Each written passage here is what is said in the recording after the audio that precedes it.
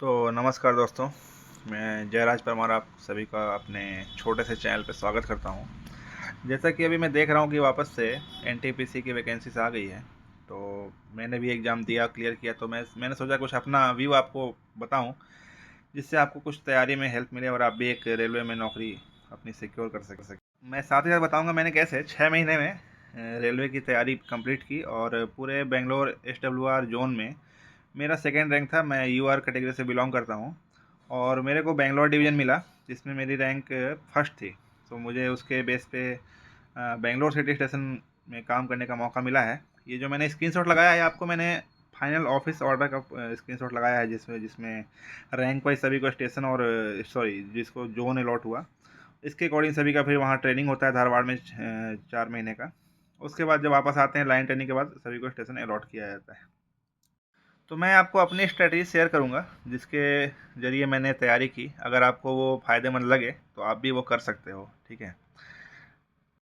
तो जो लोग अभी तैयारी जस्ट स्टार्ट किए, यानी जो इस बिल्कुल ही नए हैं, उनके लिए मैं सबसे पहले एक आइडिया देता हूँ। आप एक कोई भी प्लेटफॉर्म का टेक्स्ट बुक हो, चाहे किसी का भी कोई भी जो मॉक ऑर्गेनाइज कर रहा है, उसका एक मॉक दे के देखिए सबसे पहले आप, है ना। मॉक देने के बाद आप उसका एनालिसिस करिए कि मेरे कितने नंबर आए, क्या क्या पोर्शन वीक है ना।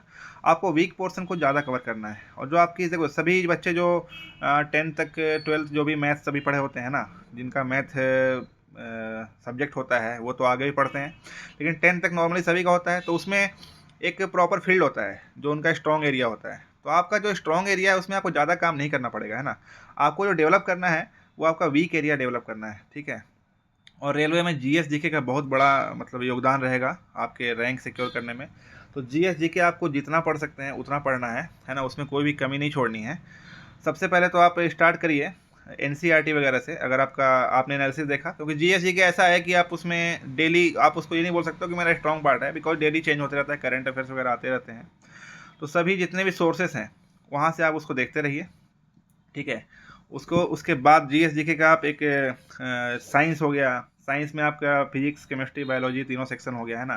करंट अफेयर्स में भी जो उसके उसके रिलेटेड जो भी चीज़ें आती रहती हैं उनको देखते रहिए, हैं। और साथ साथ में हिस्ट्री, पॉलिटी, ज्योग्राफी, ये सभी आप एनसीईआरटी को प्रेफर कर सकते हैं स्टार्टिंग के लिए।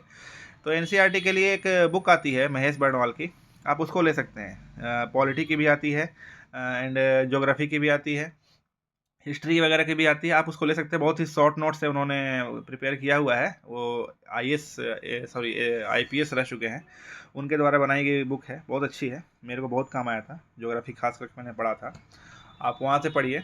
अरिहंत के लिए साइंस के लिए आप अरिहंत की इंसाइक्लोपीडिया ले लीजिए, उसमें आपको बेसिक साइंस पूरा कवर हो जाएगा। साथ ही साथ में जो आपको करंट अफेयर्स वगैरह में जो नए साइंस एंड टेक की जो भी चीज़ें हैं उसको देखते रहिए। अब मैथ आप 10 तक का अगर आपको अच्छा खासा पकड़ है तो आप 9-10 का जो एनसीईआरटी की बुक है उसको आप कर सकते हैं। और नहीं तो आप जैसा ही पढ़ें, आप टॉपिक वाइज उसको कवर कर लें, उसके बाद कोई प्रैक्टिस सेट वगैरह लगाना स्टार्ट कीजिए। और जो लोग पहले से तैयारी कर रहे हैं, सीजीएल वगैरह की तैयारी कर रहे हैं, बैंक का कर रहे हैं, तो आपको इंग्लिश बस साइड कर देना है, बाकी सिलेबस सेम है आपका, आप उसी को बस फॉलो करते रहिए और ज़्यादा से ज़्यादा रिवीजन कीजिए, मॉक दीजिए, है ना। और आपको इसमें क्या ध्यान रखना है, अब अगर बात करते हैं इस बार जो एनटीपीसी की वैकेंसीज आई हैं, कई लोग बोल रहे हैं, देखिए तो कम हो चाहे कुछ भी हो, कंपटीशन जो है आपका वो उन्हीं लोगों से है जो 10,000 वैकेंसी हो, चाहे 20,000 हो, चाहे 50,000 हो। जो टॉप के लोग होते हैं वही लोग कंपटीशन में होते हैं, बाकी भीड़ से आपको कोई मतलब नहीं है ना। तो आप अपना स्कोर अच्छा रखिए, आपको फिर कट ऑफ की कोई प्रॉब्लम ही नहीं होगी, है ना। तो मैं बताता हूँ कि हमारे टाइम में क्या हुआ था। लेवल 6 का एग्ज़ाम जब हुआ था तो सभी लोग प्रीवियस ईयर पेपर कर करके गए थे, बहुत सारे लोग, लेकिन पैटर्न चेंज हो गया। उसमें जो एप्टीट्यूड आया था, रीजनिंग आया था, वो सीजीएल लेवल का था। मेरे साथ प्लस पॉइंट क्या था, मैं सीजीएल ऑलरेडी मेंस मेरा निकला हुआ था, तो मैं मेंस देना था, तो मैं एडवांस की तैयारी कर रहा था। तो मेरा वो पोर्शन एप्टीट्यूड और रीजनिंग वाला ऑलरेडी सीजीएल लेवल का था। तो जब मैं एग्ज़ाम में बैठा था तो मेरे को कोई भी डिफ़िकल्टी नहीं फेस हुई थी, है ना।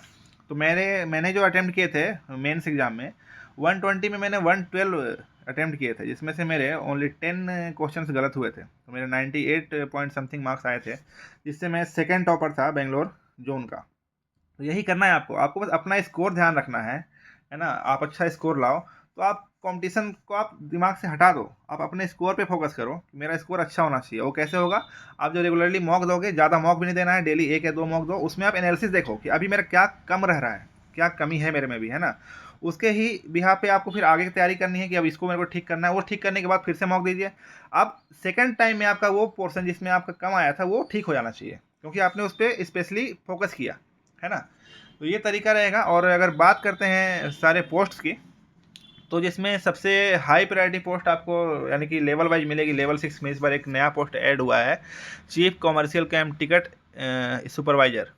तो ये कॉमर्शियल डिपार्टमेंट का पोस्ट है। कॉमर्शियल डिपार्टमेंट आपको चाहेगा आप उसको ज़्यादा से ज़्यादा रेवेन्यू कलेक्ट करके दो, है ना?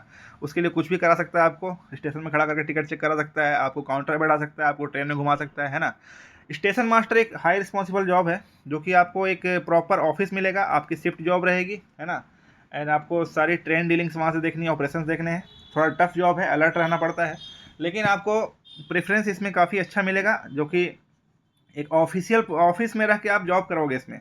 रेलवे में बहुत कम पोस्ट ऐसे हैं जिसमें आप ऑफिस में बैठे काम कर रहे हो, जिसमें आपको एक JEE पोस्ट होता है जो DRM ऑफिस में रहता है, पर्सनल डिपार्टमेंट वगैरह में उसको पोस्टिंग मिलती है। बाकी कॉमर्शियल डिपार्टमेंट का कोई भी ठीक ठिकाना नहीं होता, किधर भी आपको घुमाते रहेगा, है ना? कभी ट्रेन भेज देगा, कभी आपको PRS में बैठा देगा, कभी UTS में बैठा देगा, है ना? तो वो सब चीज़ें हैं। तो आप फोकस करो। अगर ट्रेन मैनेजर बन जाते हो, ट्रेन मैनेजर भी आपको क्या है, ट्रेन में आपकी ड्यूटी थोड़ी सी टफ रहेगी, बट उसमें सैलरी वगैरह अच्छी मिलेगी आपको। प्रॉपर ऑफिस नहीं मिलेगा, लेकिन सैलरी अच्छी रहेगी उसमें। एज ए लेवल 6 से ज़्यादा सैलरी उठाता है एक गुड्स ट्रेन मैनेजर जो होता है ना? बात करते हैं क्या क्या फॉलो कर सकते हैं वीडियो यूट्यूब वगैरह से। करंट अफेयर्स के लिए जो मुझे सबसे बेस्ट लगता था वो नेक्स्ट एग्जाम का वीडियो होता है, जो हर दिन का वो डालता है। साथ ही साथ आप स्पीडी भी ले लीजिए, स्पीडी बुक एनुअली आती है, उसको आप पढ़ते रहिए, साथ साथ में ये डेली का करंट अफेयर देखते रहिए, नोट्स बनाते रहिए, PDF बनाते। कई लोग का डाउट रहता है नोट्स बनाया नहीं, नोट्स आप ज़रूर बनाइए, क्योंकि नोट्स आपको रिवीजन टाइम पे हेल्प करेगा, और जो आप खुद से बनाओगे आपको ज़्यादा अच्छे से मेमोराइज रहेगा वो, है ना? तो नोट्स बनाइए, शॉर्ट नोट्स टाइप का बनाइए, जिसको आप तुरंत रिवाइज कर लें। मैं क्या करता था, शॉर्ट नोट्स बनाता था। अगर मेरे को रिवीजन करना हुआ जल्दी जल्दी में, तो मैं 1-2 घंटे में सभी रिवाइज कर सकता हूँ, ऐसा मैं बनाता था, है ना? तो वो आपको वैसे ही करना है। पोस्ट के लिए बता देता हूँ, जिसको चश्मा लगा हुआ जिनको भी, है ना, 6x6 6x9 से ऊपर का है, तो आप ऑपरेटिंग पोस्ट भूल जाइए, आप स्टेशन मास्टर और गुड्स गार्ड वाली पोस्ट भूल जाइए। आप बाकी पोस्ट पे ध्यान दीजिए। क्लरिकल पोस्ट वगैरह में मेडिकल उतना टफ नहीं होता है ना? तो वो सब आप देख सकते हैं। तो बस लेवल का फ़र्क है, एग्ज़ाम सेम लेवल के ही होंगे सभी के, है ना? तो आप अपनी तैयारी अपेक्स लेवल पर रखिए। आपको तैयार रहना है कि मेरे को सबसे बेस्ट करना है। आप ये मत देखिए लेवल 2 में इतने में हो जाएगा, जितना नीचे लेवल जाइएगा उतना कंपटीशन बढ़ेगा, बिकॉज 12th वाले भी एलिजिबल रहेंगे उसमें, है ना? तो वो सब ध्यान आपको नहीं देना है। आप अपनी तैयारी बेस्ट रखिए। आगे चल के मैं आपको बता देता हूँ कुछ सोर्सेस जहाँ से आप पढ़ सकते हैं, कुछ अपनी तैयारी को इम्प्रूव कर सकते हैं, है ना? जैसा कि मैंने अपने टाइम में जो किया था बता देता हूँ आपको। तो आप GS GK के लिए सबसे बेसिक लेवल जो रहेगा NCERT रहेगा, है ना? NCERT लेवल की आप बुक्स कोई भी फॉलो कर लीजिए। तो उसमें साइंस के लिए अरिहंत इंसाइक्लोपीडिया आती है, एक लूसेंट की स्पेशली साइंस की बुक आती है, वो देख सकते हैं। हिस्ट्री पॉलिटी ज्योग्राफी आप महेश बर्नवाल का ले सकते हैं सेपरेटली, है ना? करंट अफेयर्स के लिए आप स्पीडी का एक एनुअल बुक आता है, हिंदी इंग्लिश दोनों मीडियम में आता है, आप उसको पढ़ सकते हैं, बेस्ट रहता है वो भी। और उसके अलावा आप next exam for daily current affair, और करंट अफेयर पढ़ना कितना है आपको, तो जब से नोटिफिकेशन आपका आया उसके 1 साल पहले से लेकर एग्जाम होने तक 10 दिन के पहले तक का करंट आपको कवर करना है ना? तो डेली करंट के लिए आप नेक्स्ट एग्जाम फॉलो कीजिए। And for 1 year current affairs आप ये स्पीडी फॉलो कर सकते हैं, स्पीडी बहुत बेस्ट रहेगा आपको, है ना?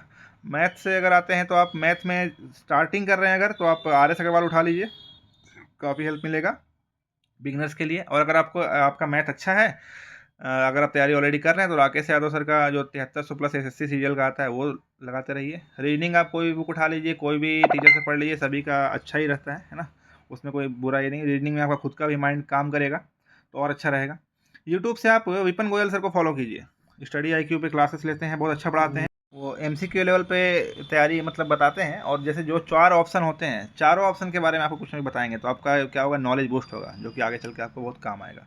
तो विपिन गोयल सर को फॉलो कीजिए आप। काजल मैम जो कि फ्यूचर टाइम्स कोचिंग में पढ़ाती हैं, उनका साइंस पोर्शन बहुत अच्छा है, आप उनको फॉलो कर सकते हैं।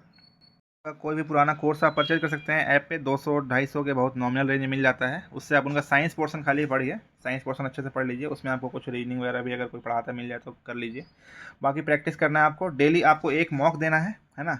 मॉक डेली एक दीजिए, उसमें एनालिसिस देखिए अपना क्या क्या आपका वीक अभी जा रहा है, उसको इम्प्रूव करते रहिए। मॉक में इम्प्रूवमेंट होना बहुत ज़रूरी है आपको, है ना?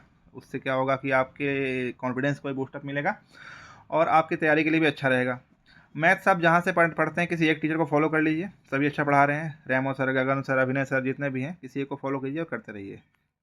इसको कोई भी डाउट हो तो आप कमेंट सेक्शन में लिख सकते हैं, मैं आगे एक वीडियो बना के क्लियर करने का प्रयास करूँगा। जैसे काम क्या होता है, सैलरी क्या होती है, सभी जो भी किसी को भी डाउट है या एक्सपीरियंस कैसा है मेरा। तो जॉब कोई सा भी आप कीजिए इंडिया में, चाहे सरकारी प्राइवेट हो, काम तो आपको करना पड़ेगा। अब वो टाइम नहीं कि आप बैठे बैठे खाओगे, है ना। तो काम करना है। सभी को तैयारी के लिए ऑल द बेस्ट।